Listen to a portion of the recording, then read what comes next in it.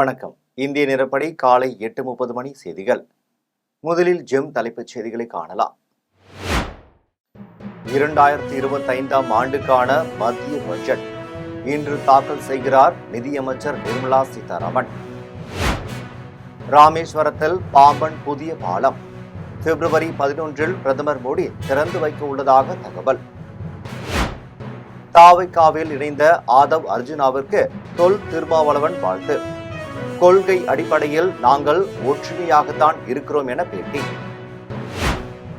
தாவைக்காவின் புதிய மாவட்ட செயலாளர்களின் 3ஆம் கட்ட பட்டியல் வெளியீடு. புதிதாக பொறுப்பேற்கும் நிர்வாகிகளுக்கு மனமார்ந்த வாழ்த்துக்கள் என தாவைக்கா தலைவர் விஜய் எக்ஸ் தளத்தில் பதிவு. அமெரிக்காவின் பிலடெல்பியா நகரில் விமான விபத்து. விபத்தில் பலர் காயமடைந்ததாக தகவல். ஆப்பிரிக்காவில் வேகமாக பரவும் எபோலா தொற்று. எபோலாவில் சுகாதார அவசர நிலை அறிவிப்பு. இங்கிலாந்துக்கு எதிரான 4வது T20 போட்டி. இங்கிலாந்தை வீழ்த்தி இந்திய அணி வெற்றி. குமரி, நெல்லை, தூத்துக்குடி மாவட்டங்களில் காலை 10 மணி வரை மழைக்கு வாய்ப்பு. வானிலை ஆய்வு மையம் தகவல். இனி விரிவான செய்திகளை காணலாம். பாம்பன் புதிய பாலத்தை பிப்ரவரி 11இல் பிரதமர் மோடி திறந்து வைக்க உள்ளதாக அதிகாரிகள் தெரிவித்தனர்.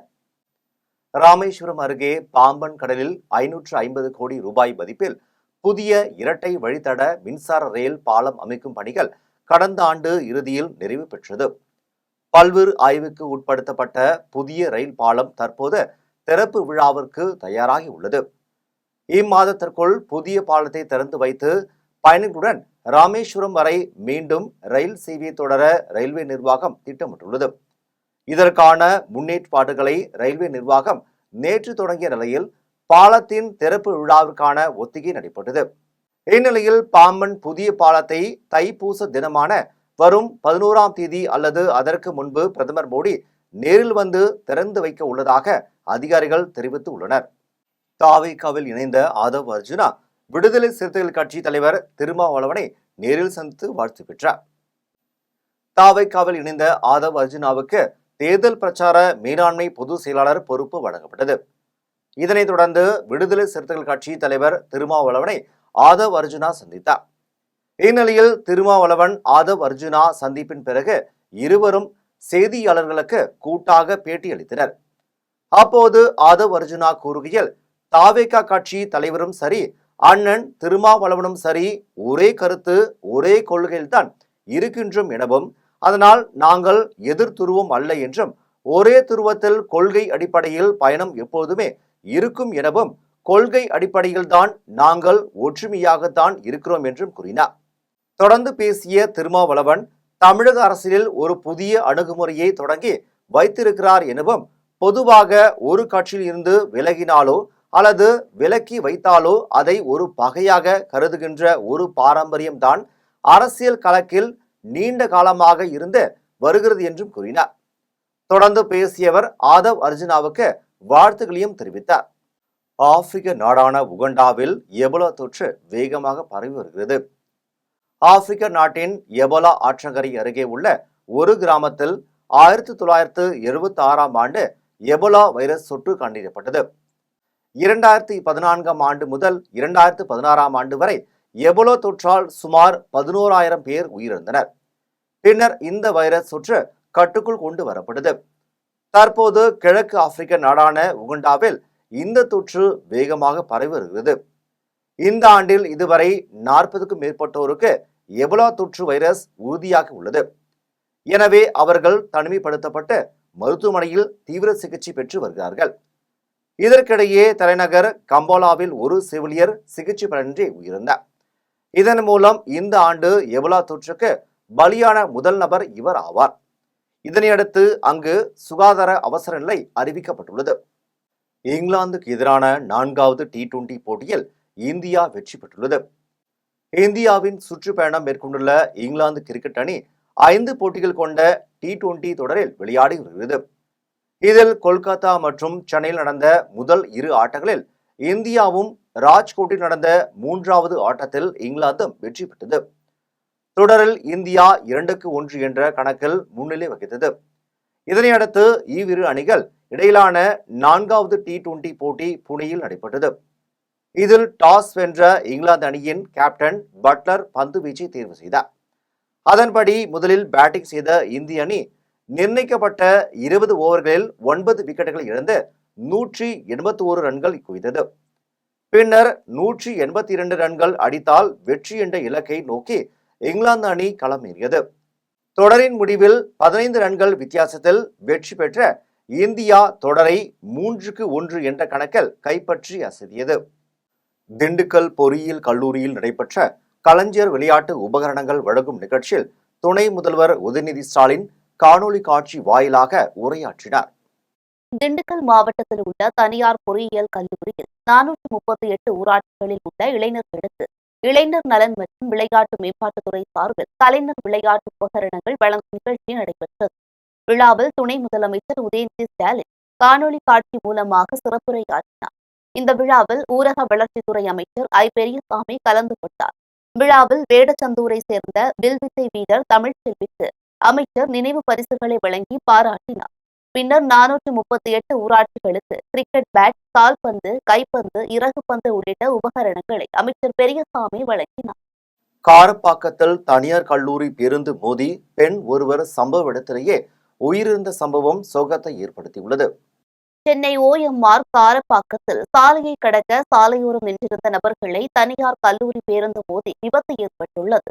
இந்த விபத்தில் ராதா என்ற பெண் சம்பவ இடத்திலேயே உயிரிழந்த நிலையில் பார்வதி என்பவர் மருத்துவமனையில் சிகிச்சை பெற்று வந்த நிலையில் சிகிச்சை பலனின்றி உயிரிழந்தார்.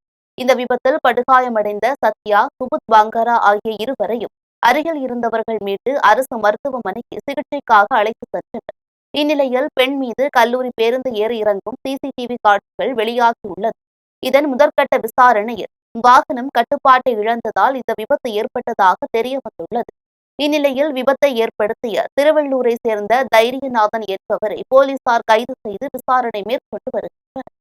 மதுரையில் கட்டுப்பாட்டை இழந்த அரசு பேருந்து 10 அடி பள்ளத்தில் விழுந்த விபத்தில் 20க்கும் மேற்பட்ட பயணிகள் பலத்த காயமடைந்தனர். மதுரை மாவட்டம் சோழவந்தான் அரசு பேருந்து பணிமனையில் பேருந்து தற்காலிக ஓட்டுநராக பிரேம்குமார் என்பவர் பணிபுரிந்து வந்தார். இவர் நாச்சிக்குளம் கிராமத்தில் இருந்து மதுரை அண்ணா நிலையம் நோக்கி சென்று கொண்டிருந்த போது அரசு பேருந்து நிலை தடுமாறி வைகை ஆற்றுக்கரையில் உள்ள 10 அடி பள்ளத்தில் தென்னை மரத்தின் மீது பலமாக மோதியது. இதில் அரசு பேருந்தில் பயணம் செய்த பயணிகள் 20க்கும் மேற்பட்டோர் பலத்த காயமடைந்தனர். உடனே அங்கிருந்த பொதுமக்கள் அரசு பேருந்தில் இருந்த பயணிகளை மீட்டு ஆம்புலன்ஸ் மூலம் மதுரை ராஜாஜி மருத்துவமனைக்கு அனுப்பி வைத்தனர். இதையடுத்து தகவல் அறிந்து சம்பவ இடத்திற்கு வந்த காவல்துறையினர் விபத்து குறித்து விசாரணை மேற்கொண்டு வருகின்றனர்.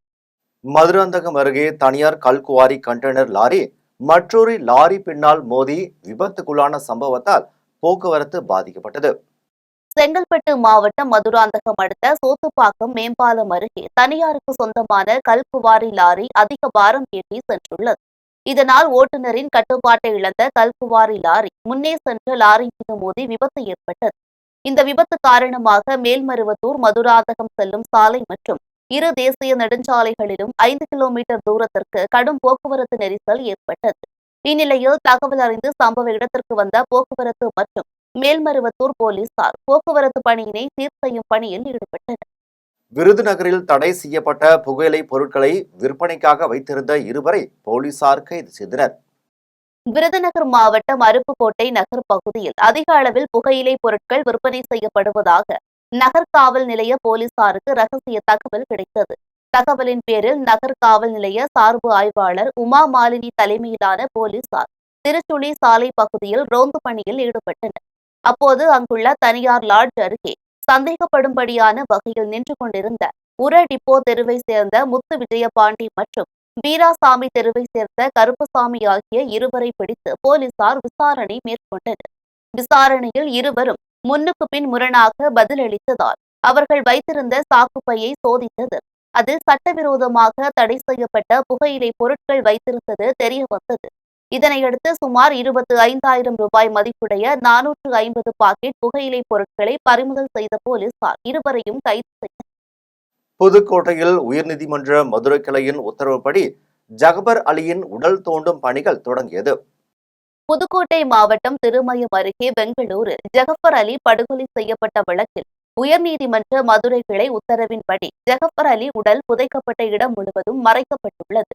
மேலும் அந்த மயானம் அமைந்துள்ள சாலையின் இருபுறமும் சுமார் 200 மீட்டர் தொலைவில் பேரிகார்டுகள் அமைக்கப்பட்டுள்ளது. இந்நிலையில் போலீசார் பாதுகாப்புடன் ஜகபர் அலியின் உடல் தோண்டி எடுக்கப்பட்டு மருத்துவர்கள் மற்றும் எக்ஸ்ரே தொழில்நுட்ப நிபுணர்கள் மூலம் எக்ஸ்ரே எடுக்கும் பணி நடைபெற்று வருகிறது. எக்ஸ்ரே எடுத்த பின்பு அவரது உடலை மீண்டும் அதே இடத்தில் புதைக்க உள்ளனர். மேலும் மருத்துவர்களால் எடுக்கப்படும் எக்ஸ்ரே படம் இந்த வழக்கின் விசாரணை அதிகாரியாக உள்ள சிபிசிஐடி ஆய்வாளர் புவனேஸ்வரியிடம் ஒப்படைக்கப்பட உள்ளது. தென்காசியில் 19.60 லட்சம் மதிப்பீட்டில் கட்டப்பட்ட 2 நியாய விலை கட்டிடத்தை பொதுமக்கள் பயன்பாட்டிற்காக கடையநல்லூர் சட்டமன்ற உறுப்பினர் திறந்து வைத்தார்.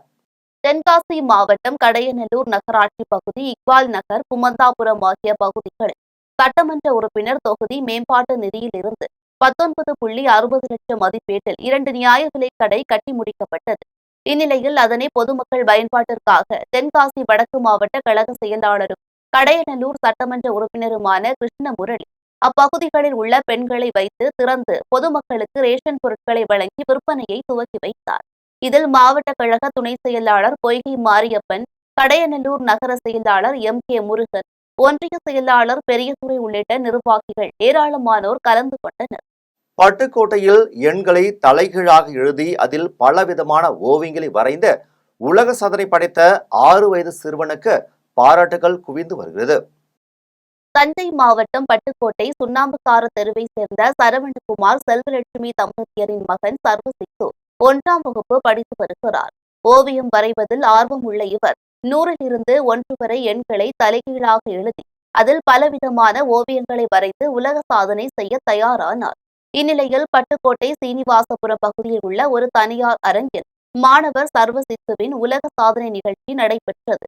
நிகழ்ச்சியை பட்டுக்கோட்டை நகராட்சி தலைவர் சண்முகப்பிரியா, போலீஸ் இன்ஸ்பெக்டர் நசீர் ஆகியோர் தொடங்கி வைத்தனர். நோபல் உலக சாதனை நிறுவனத்தின் நடுவர் முகமது சஃபீத் நடுவராக செயல்பட்டு சாதனையை பதிவு செய்தார். அப்போது மாணவர் சர்வசித்து 100 இருந்து 1 வரை எண்களை தலைகீழாக எழுதி அதில் பலவிதமான ஓவியங்களை 11 நிமிடம் 24 வினாடிகளில் வரைந்து உலக சாதனை படைத்தார்.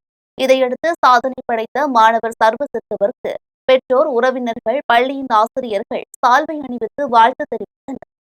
ஸ்ரீவில்லிபுத்தூரில் சாலை பாதுகாப்பு வார விழாவையொட்டி விழிப்புணர்வு கலை நிகழ்ச்சி நடைபெற்றது. விருதுநகர் மாவட்டம் ஸ்ரீவில்லிபுத்தூரில் பேருந்து நிலையம் அருகே புயல் கலைக்குழு சார்பில் பொதுமக்களுக்கான விழிப்புணர்வு கலை நிகழ்ச்சி நடத்தப்பட்டது. இந்த நிகழ்ச்சியில் சாலையில் பயணிக்கும் போது விபத்து ஏற்படாமல் தடுப்பதற்காக பொதுமக்களுக்கு விழிப்புணர்வு ஏற்படுத்தப்பட்டது. மேலும் வட்டார போக்குவரத்து அலுவலர் சந்திரசேகர், ஸ்ரீவில்லிபுத்தூர் நகர்மன்ற தலைவர் ரவிக்கண்ணன், ஸ்ரீவில்லிபுத்தூர் காவல்துறை கண்காணிப்பாளர் ராஜா உள்ளிட்டோர் கலந்து கொண்டு ஹெல்மெட் அணிந்து சென்ற வாகன ஓட்டிகளுக்கு மரக்கன்றுகளை வழங்கினர். தொடர்ந்து வாகன ஓட்டிகளுக்கு சாலை பாதுகாப்பு விதிகள் அடங்கிய துண்டு பிரசுரங்கள் வழங்கப்பட்டது. இந்நிகழ்ச்சியில் பொதுமக்கள் உள்ளிட்ட ஏராளமானோர் கலந்து கொண்டனர். சேலம் குறுக்கு பாறையூரில் குப்பைகள் கொட்டுவதற்கு எதிர்ப்பு தெரிவித்து விவசாய சங்கத்தினர் கோரிக்கை மனு கொடுக்கும் ஆர்ப்பாட்டத்தில் ஈடுபட்டனர். சேலம் மாவட்டம் சங்ககிரியை அடுத்த அரசிராமணி பேரூராட்சிக்குட்பட்ட குள்ளம்பட்டி, செட்டிப்பட்டி உள்ளிட்ட 15 வார்டு பகுதிகளில் இருந்து சேகரிக்கப்படும் குப்பை கழிவுகளை கொட்டுவதற்காக குறுக்குப்பாறையூர் பகுதியில் 55 லட்சம் ரூபாய் மதிப்பீட்டில் குப்பைகளை தரம் பிரிக்கும் இடம் தேர்வு செய்யப்பட்டது. இதையடுத்து குறுக்குப்பாறையூர் பகுதியில் பேரூராட்சி நிர்வாகம் குப்பைகளை கொட்டி வந்தது. இந்நிலையில் குறுக்குப்பாறையூரில் குப்பை கழிவுகளை கொட்டாமல் மாற்று இடத்தில் கொட்ட வேண்டும் என்பதை வலியுறுத்தி அரசிராமணி பேரூராட்சி அலுவலகத்தின் முன்பு விவசாயிகள், விவசாய சங்கத்தினர் மற்றும் பொதுமக்கள் என 100க்கும் மேற்பட்டோர் ஆர்ப்பாட்டத்தில் ஈடுபட்டனர். மேலும் தங்களது கோரிக்கை மனுவையும் பேரூராட்சி செயல் அலுவலரிடம் கொடுத்தனர். இதனால் அப்பகுதியில் பெரும் பரபரப்பு ஏற்பட்டது. மாற்று இடத்தை தேர்வு செய்து குப்பைகளை கொட்ட வேண்டும் என்று அரசாங்க அதிகாரிகளுக்கு வலியுறுத்தி, குறிப்பாக அரசராமணி கிராமங்கள்ல பிட் 1, பிட் 2 பகுதிகளிலும் கிட்டத்தட்ட 19க்கும் மேற்பட்ட இடங்கள்ல அரசாங்கத்திற்கு சொந்தமான புறம்போக்கு நிலம் இன்னைக்கு இருக்குது. ஆகவே அந்த சர்வே நம்பர் எல்லாம் அரசாங்க அதிகாரிகளுக்கு கொடுத்து அதில் பொதுமக்கள் வசிக்காத பகுதியில் பொதுமக்களுக்கு பாதிப்பில்லாத அந்த குப்பைகளை கொட்ட வேண்டும் என்று வலியுறுத்தி நேற்றைக்கு முன்தினம் மாவட்ட ஆட்சியர், டவுன் பஞ்சாயத்து ஏடி, அதே போல கோட்டாட்சியர்களுக்கு தொடர்ந்து கோரிக்கை இந்த மனுக்கெல்லாம் கொடுத்திருக்கிறோம். திருவாரூரில் உள்ள நன்னிலம் அரசு கலை மற்றும் அறிவியல் கல்லூரியில் கௌரவ விரிவுரையாளர்கள் பல்வேறு கோரிக்கைகளை வலியுறுத்தி போராட்டத்தில் ஈடுபட்டனர். திருவாரூர் மாவட்டம் நன்னிலம் அரசு கலை மற்றும் அறிவியல் கல்லூரி வாயில் முழக்க போராட்டம் நடைபெற்றது.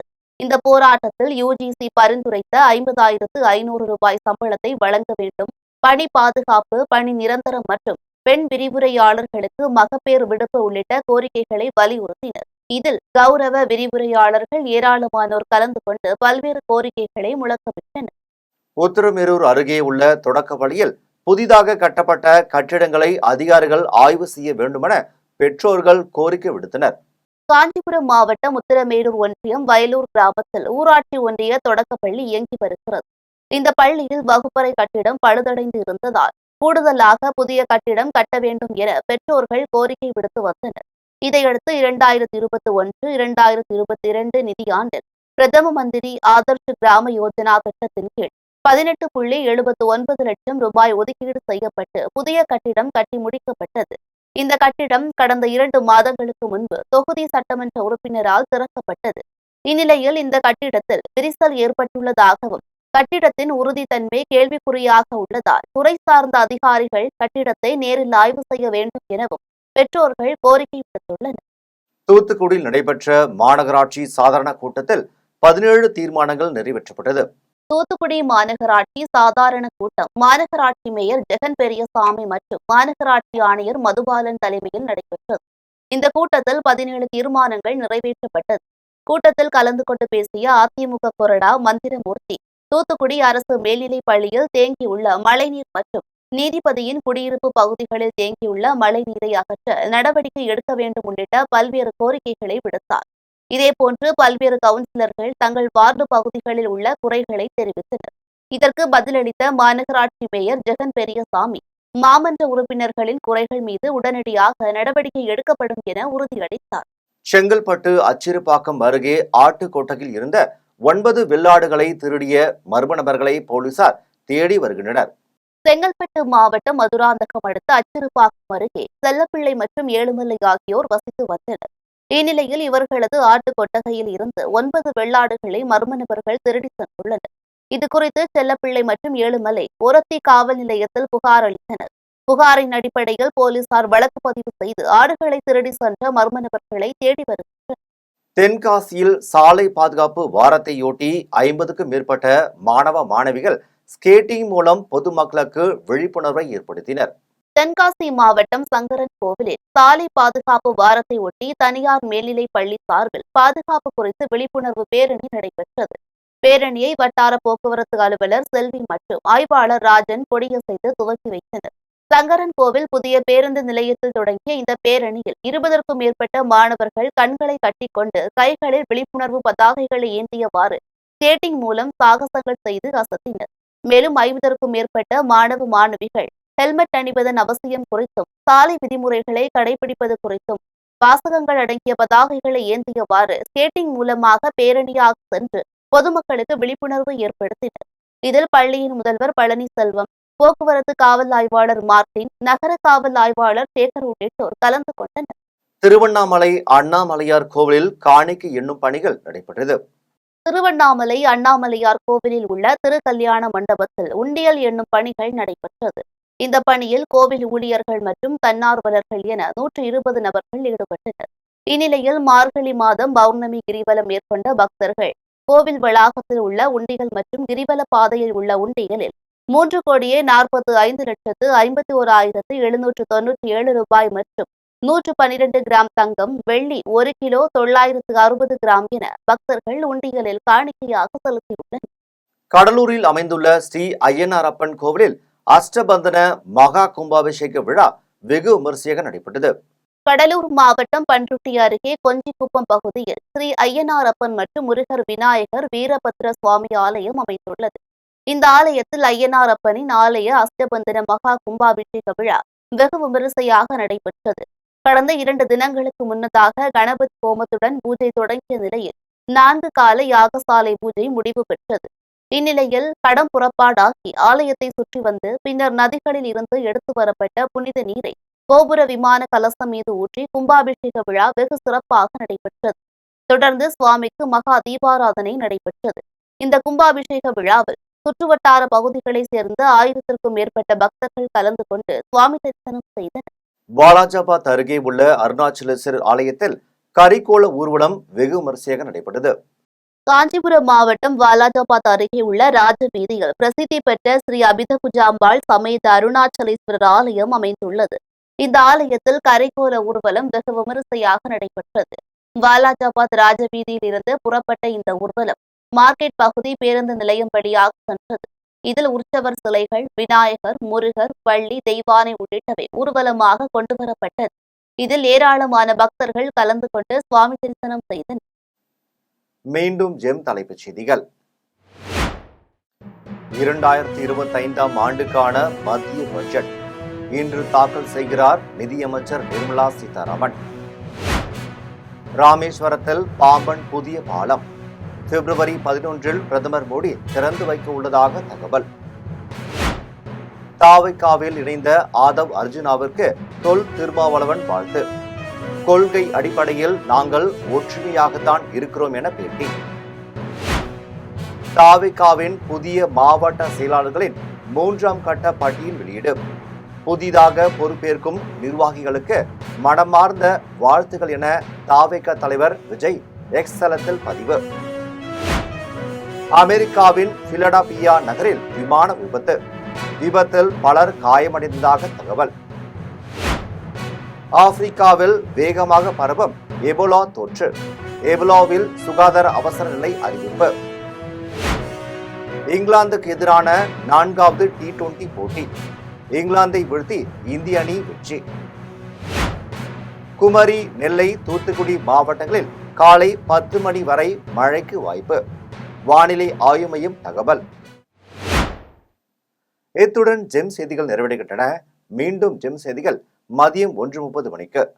உடனுக்குடன் செய்திகளை காண GemLive.tv என்ற இணையதளத்தில் இணைந்திருங்கள். நன்றி, வணக்கம்.